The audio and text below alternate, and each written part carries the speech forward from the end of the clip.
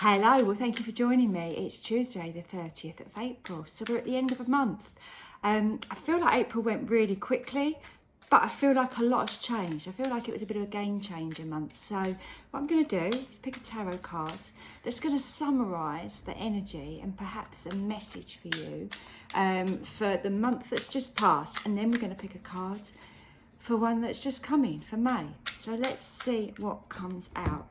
The Chariot. Okay, so I did say I felt like April's energy was really, I feel like we've blinked and it's gone. So I don't know if you feel like that too. There's certainly been an awful lot of energy around. There's been a retrograde. We've had that Jupiter-Uranus conjunction. Obviously we moved from Aries season into Taurus season. But this Chariot card is, I feel like it's showing us that we really have moved on.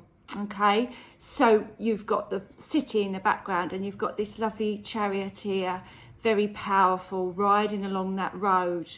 What I'm really drawn to in this particular card is you can see that the dust that's kicked up by the chariot and the horses is making that road really difficult to see.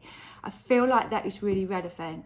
I feel like at times perhaps this month's felt like we're not quite sure where we're going, or perhaps it's even feeling like you don't know when you're going to end up, you don't know when you're going to stop.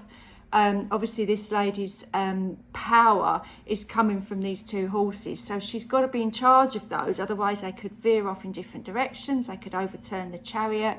So there's this element of just having a fine line between being in control and not being in control, and that can be quite scary. The chariot comes in when we've pushed ourselves out of our comfort zone, when there's an element of us that feels a little bit like that kind of troubled adolescent that's trying to prove ourselves.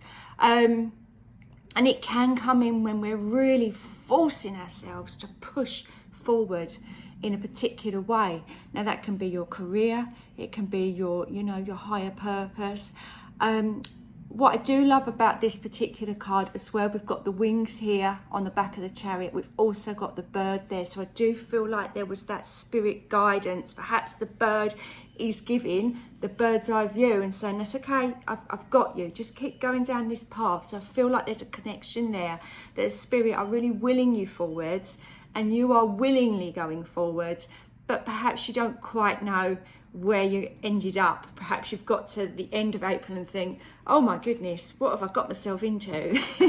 So let's see what happens in May then. We're going to pick a card to see what connects with that energy. Don't forget, the Chariot is a major arcana card, so that's kind of telling us the universe is aware that we are putting in some work. It's just a little bit of a validation that if you're feeling a little bit out of control or you're feeling a little bit out of your comfort zone, you're supposed to be there, and that message is the universe saying, don't worry, it's okay, we got you. All right, so May then, we've got the Eight of Swords. So there is this idea of stopping, taking a little bit of stock. So the Chariot is the major arcana card number 7, and this is the 8. So the Eight of Swords. So it feels like there's going to be a very definite stop and pause in May after quite a turbulent or trying month where lots and lots of energy and forward motion has come in.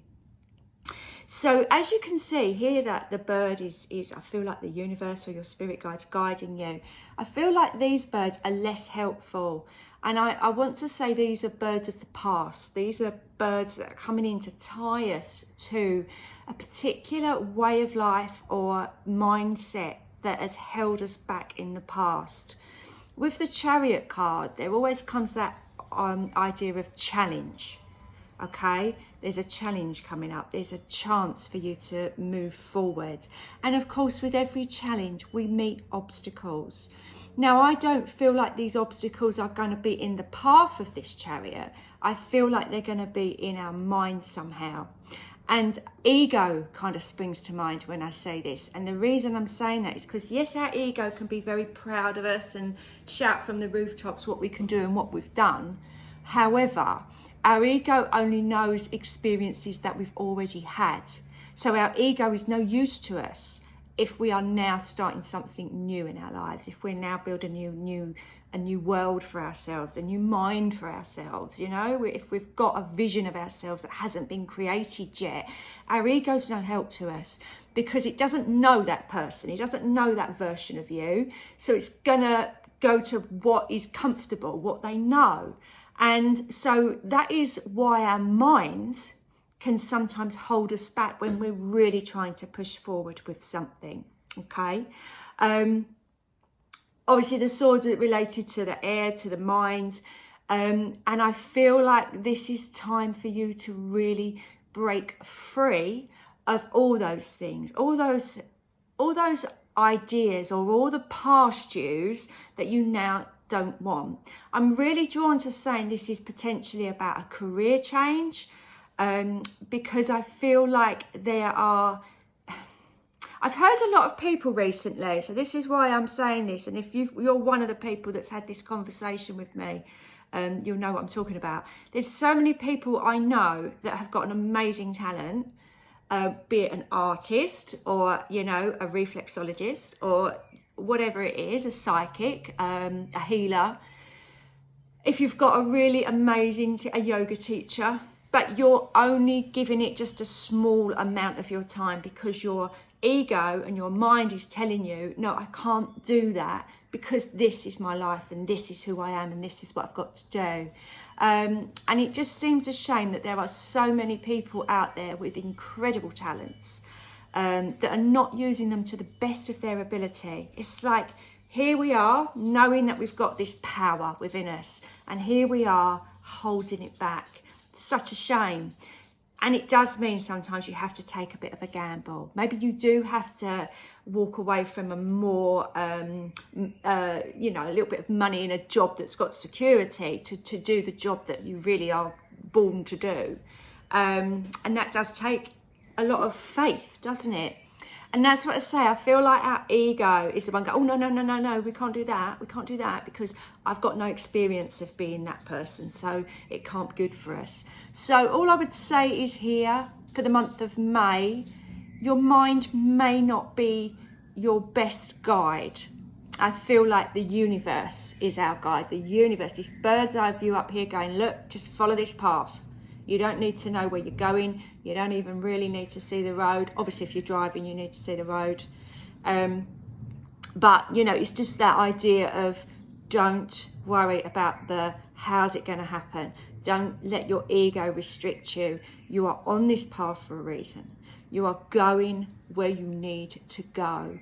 So I feel we really need to bring this energy that we've had in April through into May. I know it's going to be a different month, it's going to be a different energy, it's going to be maybe a bit slower, but don't take everything that you've learned in April and just sideline it, put it in a box somewhere, because this is not forward moving. And you've done so much and you've worked so hard, it would be a shame to just shelve it and kind of go back to a nice comfy mindset that we've had for years and years. I hope that makes sense. I feel like I've told some of you off.